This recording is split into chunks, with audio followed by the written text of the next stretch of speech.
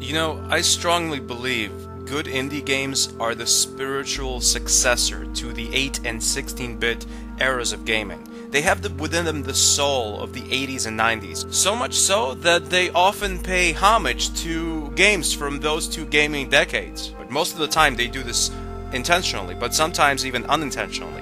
Indie games are made from a modest budget, and they don't often use cutting-edge graphics, much like some of the most beloved games from the 80s and 90s. Not putting a lot of flash in the game leaves only one or two things to make the game good, and that's the game's concept and gameplay. This is something all games should rely on, but unfortunately a lot of the AAA titles, they put that on the back burner and they rely more on flash, pizzazz, graphics, sound effects, paying hundreds of thousands of dollars to famous people to voice the characters. Indie games don't have all that, and if an indie game doesn't have good, fun, engaging gameplay, it has nothing. Among Ripples is a fun and unique indie title. It's a game where you basically manage an ecosystem in a small pond. I guess you can think of it a little bit like Spore or the absolutely fantastic Evo Search for Eden, my personal, I guess, favorite Super Nintendo game of all time, or at least in the top 5 of my favorite Super Nintendo games. Except there's no actual evolution. I mean, the various aquatic life forms in this game that you manage, they do grow, they die, and they eat each other, and they affect each other in various ways, but they don't really evolve.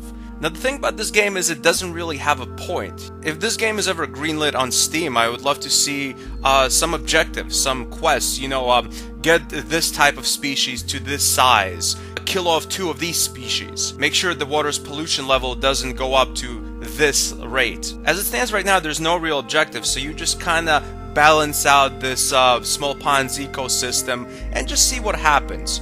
Without objectives, it's basically an interactive screensaver, but it's really fun to play. Where you come in is you manage how much of every species you have in the little pond. Now, some of the aquatic life form in the pond perform tasks, like I believe the clams, they clean the pond of pollution. The lobsters crawling around, they can eat dead fish. So say an otter jumps into this lake or pond and eats a giant fish, but he doesn't like finish all of it, he just kind of kills it and then just swims away. Otters are assholes like that. There's just a big dead corpse laying in the middle of your river, and some of the lobsters would crawl around and eat it. As the fish eat and grow, they become bigger. Some of them don't really make it, but it's fun to see how big some can get. I sometimes just sit around and just root for like one fish, like, come on, let's see how big this guy can get. Some of the animals, like I said, have tasks. Some of the animals are food for other animals, but it's not just animals you control. I mean, you control other things, like you control the oxygen level of the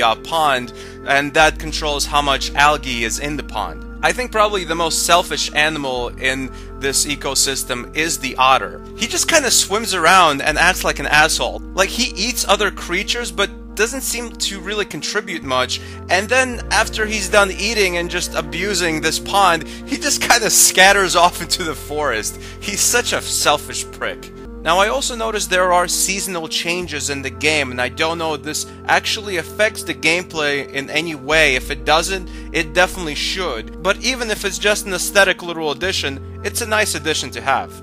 Now, this is a casual game, and not just because it doesn't have objectives for you to complete, it's just easy going. The music is relaxing. A lot of the times you can just sit back for a few minutes and enjoy your creation. See how well you balanced everything. See if the pond can now survive without divine intervention. It's a fun, easygoing, and unique concept for a game, and I had a lot of fun playing it. Among Ripples gets a deserving stanburdman rating of an 8.2 out of 10.